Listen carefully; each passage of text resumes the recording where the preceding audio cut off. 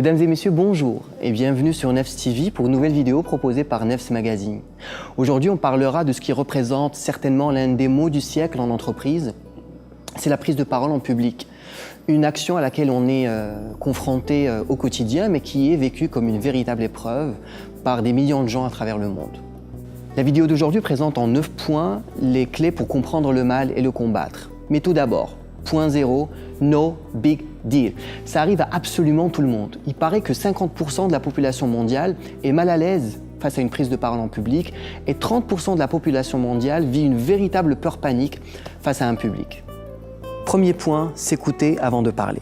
Même si la prise de parole en public est un acte dirigé vers l'extérieur, c'est un processus qui commence à l'intérieur. L'idée, c'est d'être à l'écoute de ses émotions, de les identifier, de les explorer et surtout de les accueillir. L'idée n'est pas de les modifier, de les changer ou encore moins de les refouler. Moralité, la qualité de la prise de parole en public est directement liée à la qualité de la parole que vous engagez avec vous-même. Deuxième point, faites un petit voyage en enfance, sans trop vous y attarder. L'objectif, c'est d'identifier les figures d'autorité qui ont marqué votre enfance.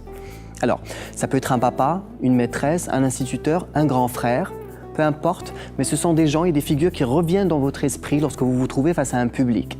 Aujourd'hui, ils ne sont plus là. Aujourd'hui, vous n'êtes plus le petit enfant face à sa maîtresse. Le rapport que vous voulez établir avec votre public est un rapport de confiance et de respect. Troisième point, identifier ses saboteurs personnels. Et les saboteurs personnels, ce sont ces toutes petites voix qu'on entend, qui n'existent pas réellement, mais qui sont pourtant bien réelles dans notre tête. Ce sont ces petites voix qui nous disent qu'on n'y arrivera pas, qu'on n'est pas capable, qu'on ne tiendra pas face à un public comme ça. Ce sont ces petites voix qui sont responsables du déficit de confiance en nous qu'on peut expérimenter parfois. Alors, là aussi, que faire ? Eh bien, encore une fois, simplement les écouter, les accueillir, ne pas les refouler parce qu'on n'y arrivera pas. Et à défaut de pouvoir complètement les éjecter, on peut quand même choisir d'en faire nos alliés. Ces voix peuvent nous dire qu'on va y arriver, qu'on est capable, qu'on est tout à fait compétent, qu'on a parfaitement préparé notre sujet et qu'il ne se passera rien. Encore une fois, souvenez-vous, no big deal. Quatrième point, moins d'enjeux, plus de jeu. Observez-vous. Regardez comment ça se passe lors d'une réunion. La prise de parole en public devient une véritable question de vie ou de mort. Ça prend des proportions incroyables. Réévaluez l'enjeu derrière chaque prise de parole en public. Réévaluez la situation. Est-ce que ça mérite vraiment que vous vous mettiez dans un état pareil ? Plus de jeu, et c'est un jeu, et ça veut dire qu'il a des règles, qu'il n'y a pas forcément un gagnant ou un perdant. Le plus important, c'est de prendre du plaisir. Cinquième point, dépasser la peur du jugement.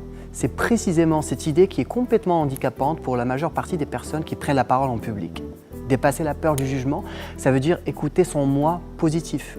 Votre moi positif, c'est celui qui s'exprime lorsque vous êtes amoureux, lorsque vous êtes plein d'énergie, lorsque vous êtes enthousiaste, lorsque vous êtes complètement inspiré.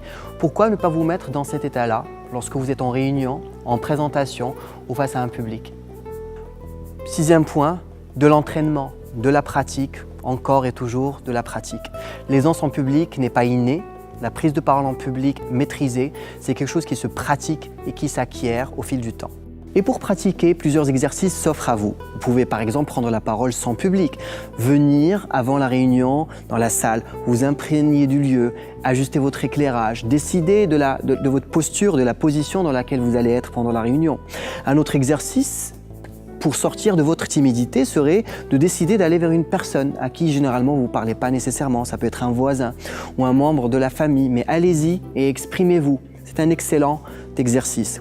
Autre pratique, par exemple, pour aller encore plus loin, c'est de prendre un rôle de lead dans une association ou en tant que délégué du personnel ou syndic dans votre immeuble. Mais faites-vous violence et allez de l'avant, allez vers les autres.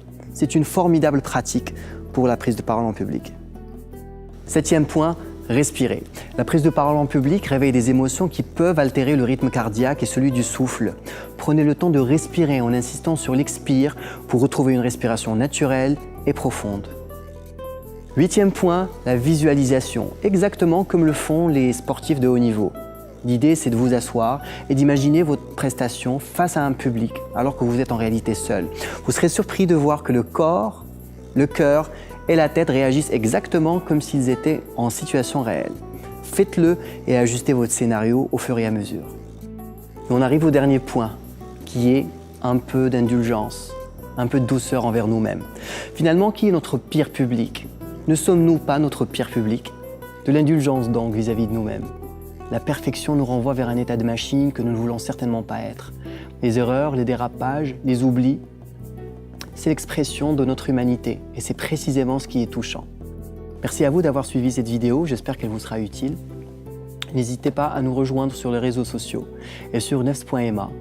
Plus de détails sur le sujet également sur votre magazine Nefs. À bientôt.